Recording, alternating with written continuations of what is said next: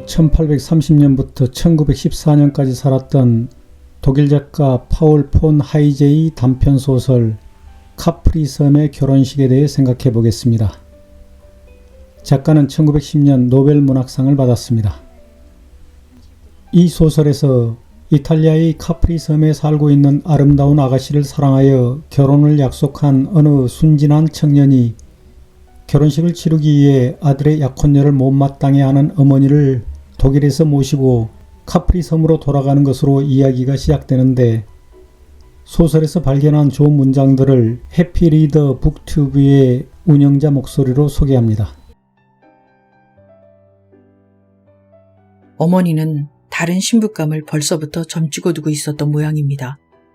친구나 친척을 통해서 돈 많은 처녀를 골라 저와 결혼시키려 했거든요. 어머니가 아무리 그러시더라도 저는 제 마음을 따를 뿐입니다. 어쨌든 직접 만나면 어머니의 생각도 달라질 거예요. 저는 2달 동안 그녀와 함께 지냈죠. 솔직히 저는 매일 그녀와 오랫동안 이야기하고 싶었습니다. 그녀의 집 뒤에 있는 정원 옆에는 작은 길이 하나 나 있는데 우리는 서로 몇 주일 동안 담 너머로 이야기를 속삭이곤 했죠. 하지만 신체적인 접촉은 거의 없었습니다.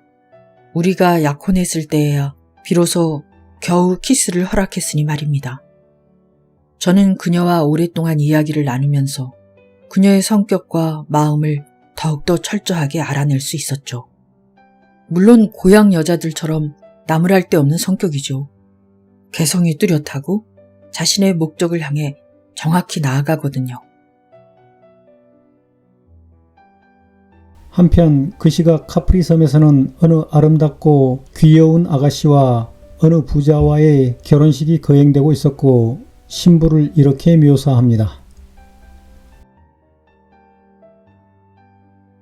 젊은 남자들은 모두 그 신부를 택한 그를 부러워했고, 아가씨들은 그런 남자를 만난 신부를 부러워했다.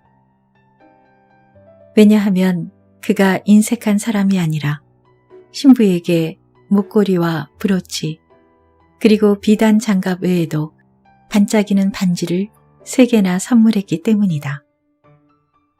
아리스티데는 앙기오리나에게 결혼 선물로 화려하게 이를 데 없는 팔찌를 주었대요.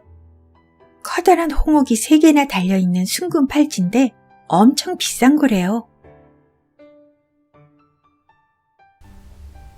그런데 결혼식披露宴이 열리고 있는 곳에 청년이 들어와 소란이 벌어지자 신부가 청년에게 말합니다. 오, 나의 사랑 앙기오리나. 배반당한 에이는 광적인 절망 속에서 부르짖었다. 앙기오리나, 왜 나에게 이런 고통을 주는 거야? 이 거짓말쟁이. 어머니의 대모인 사리타 아주머니예요. 이분이 내가 왜 당신을 기다리지 않고 아리스티데와 결혼했는가를 설명해 주실 거예요. 당신을 기다리지 말라고 내가 앙기오리나에게 권했어요. 나 역시 젊은 시절에는 화가의 유혹을 받기도 했어요. 하지만 화가란 아주 슬픈 족속들이죠. 앙기오리나가 아리스티데에 대해 얘기했을 때 나는 당신을 잊고 그와 결혼하라고 충고했어요. 행복을 거부하지 말라고 했죠. 이렇게 아름다운 옷을 입고 있는 앙기오리나가 인형처럼 예쁘지 않나요? 그건 모두 아리스티데가 지불한 거라고요. 그의 과일 장사는 캔버스에 그리는 서툰 당신의 그림보다 훨씬 더 이익이 많을 거예요. 그런데도 앙기오리나가 당신을 기다렸다면 그거야말로 바보 같은 짓이 아니겠어요? 그녀의 말은 방 안에 있는 사람이면 누구나 들을 수 있을 정도로 컸다. 그리고 사람들은 대부분 그 말에 찬성하는 것 같았다.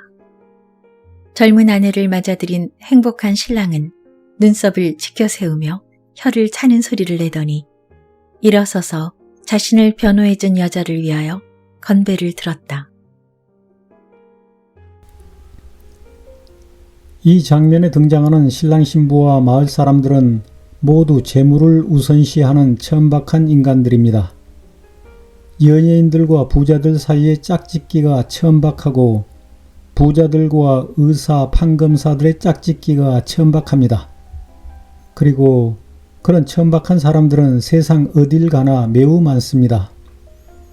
유튜브에서 발견한 어느 천박한 구세대와 현명한 신세대의 결혼식을 소개합니다. 부모님은 저기 뭐 하시나? 정년퇴임 하셨습니다. 아유, 혼수는 자리 올지 모르겠네. 형제는? 딸만 5입니다. 처갓집 가면 우리 아들 기빨리 걷네. 아유, 결혼하면 일은 어떻게 할 건가? 일단 그만두고 세훈 오빠한테 내조할 생각입니다. 내주에 여왕 납치셨네 그냥. 아유, 그 드라마 재밌어. 우리 아들만 개고생하게 생겼어. 저희 스몰 웨딩 하려고요. 그냥 지인분들만 모셔서 조그맣게 좀 해볼까 생각 중이에요. 지랄하고 자빠졌네 아주 그냥. 내가 그동안 결혼식마다 가가지고 뿌린 돈이 얼마인데 무슨 스몰 웨딩이야? 어? 연예인들은 있는 사람들이니까 있는 사람들이 하면 있어 보이는 거지 스몰 웨딩이. 네가 하면 그지 웨딩이야 그지 웨딩. 저 집 아니면 웃으니까 저렇게 하나 보다 생각하지? 그럼 남 보여주기식 말고 그냥 우리 둘이 행복한 결혼 그런 거 하고 싶다고요. 니들 둘만 결혼하는 게 결혼이야? 집안 대 집안이 결혼하는 게 결혼이지. 차라리 그 돈 아껴서 우리 전세 집구 하는데 쓰는 게 훨씬 낫죠.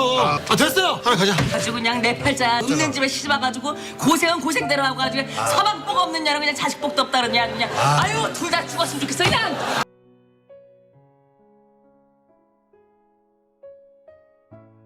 현명한 신세대 아들과 그의 아내는 이따위 천박한 어머니 곁을 떠나 거리두기를 하는 것이 좋겠다고 나는 생각합니다. 소설 속 청년도 천박한 카프리섬을 떠나고 그의 뒤를 따라 화자인 나와 아내 역시 카프리섬을 떠나는 마지막 장면은 이러합니다. 이복에 이성을 찾게 자네의 사랑을 의심할 사람은 없네. 인생을 길게 생각하게 지금을 너무 비극적으로만 생각하지 말고 의연하게 대처하게. 그러자 불안한 가운데 초점을 잃었던 그의 눈빛이 점점 현실을 깨닫는 듯했다. 나는 아내를 돌아보며 말했다. 그를 너무 가엽게 여기지 맙시다. 나는 그가 인형 같은 아가씨의 팔에 팔찌를 끼워주고 어머니에게 며느리로 소개하는 것을 피하게 된 것이 오히려 다행스러웠던 것이다. 나는 그가 인생의 위험에서 빠져나와 한숨을 쉬면서 고맙다는 말을 할 수 있을 정도로 이성을 찾게 될 것임을 믿는다. 작가는 사랑보다 재물을 선택한 아가씨와 결혼하지 못한 청년을 다행으로 생각합니다. 나도 공감합니다. 그따위 여자는 제 아무리 아름답고 귀엽게 생겼다 하더라도 내 눈에는 천하고 더럽게만 보입니다.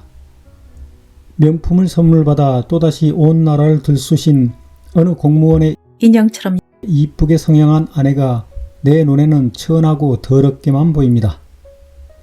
방송인 백운기의 말을 소개합니다. 그 전에 어떻게 했든지 간에 그러면 사람도 가려서 만나고 선물도 절대 받아서는 안 되고 그래야 되는 거 아닙니까? 그런데 어떻게 나 이 선물 가져갑니다 라고 사진 보여주는데 오라고 하고 그 선물 받으면서 아유 뭘 또 이런 걸 그렇게 하면서 선물을 받습니까? 그 비싼 걸. 이건요 법을 어긴 겁니다. 법을. 지금 김영란법 대상입니다. 대통령 부인은. 아이고, 정말 저런 것들을 보고 앞으로 어떻게 더 살아야 되나 이런 생각 들지 않겠습니까?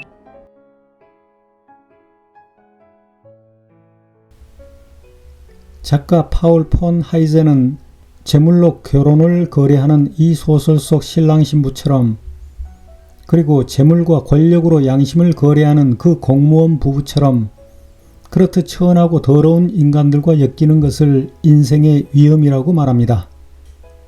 그리고 그따위 인간들과 엮이는 위험에서 벗어나야 이성을 찾게 되는 것이라고 말합니다. 나는 작가의 말에 공감합니다. 감사합니다. 나는 그가 인생의 위험에서 빠져나와 이성을 찾게 될 것임을 믿는다.